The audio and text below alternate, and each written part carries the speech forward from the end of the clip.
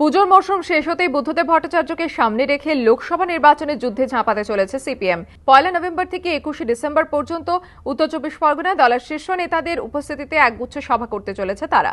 1 November দেগঙ্গায় Buddhadeb ভট্টাচার্যের সভা দিয়ে কর্মসূচি শুরু হবে। উত্তর চব্বিশ পরগনায় মোট 5টি সভা করবেন বুদ্ধদেব। এছাড়াও সূর্যকান্ত মিশ্র, সীতারাম ইয়েচুরি, নিরুপম সেন, মানিক সরকার, বৃন্দা কারাট এবং গৌতম দেবরাও একাধিক সভা করবেন। বরানগর, স্বরূপনগর, নৈহাটি ও ব্যারাকপুরেও সভা করবেন বুদ্ধদেব ভট্টাচার্য। 21 ডিসেম্বর কাঁচরাপাড়ায় প্রকাশ করাটের সভার মধ্য দিয়ে শেষ হবে এই কর্মসূচি। সিপিএম সূত্র খবর, পঞ্চায়েত নির্বাচনের শোচনীয় ফল থেকে তাদের অনুমান পশ্চিম মেদিনীপুর, বর্ধমান এবং পুরুলিয়া এই 3টি জেলার 9টি আসনে জেতা অত্যন্ত কঠিন।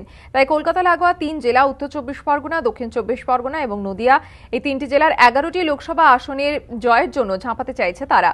কারণ সিপিএম এর দাবি, শাসক দলের সন্ত্রাস সত্ত্বেও এই 3টি জেলাতেই পঞ্চায়েত নির্বাচনে মোটের উপর ভালো ফল করেছে দল। তাই ব্রিগেড সমাবেশের জন্য অপেক্ষা না করে বুদ্ধদেব ভট্টাচার্যকে সামনে রেখেই লোকসভা নির্বাচনে এই 3টি জেলা থেকে যত বেশি সম্ভব আসন জয়ের জন্য ঝাঁপাতে চাইছে আলিমুদ্দিন। তাই উত্তর চব্বিশ পরগনার পাশাপাশি দক্ষিণ চব্বিশ পরগনা এবং নদিয়াতেও একগুচ্ছ কর্মসূচি নিতে চলেছে তারা। এবিপি আনন্দ।